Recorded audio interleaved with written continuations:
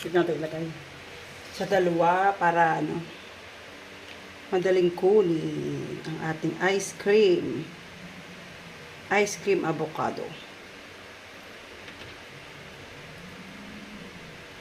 Yan, wala yung food color. Who's that?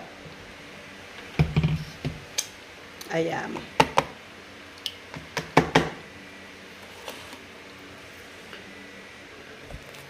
Tapos lagay tayo dito. Natawag sa akin. Ayan.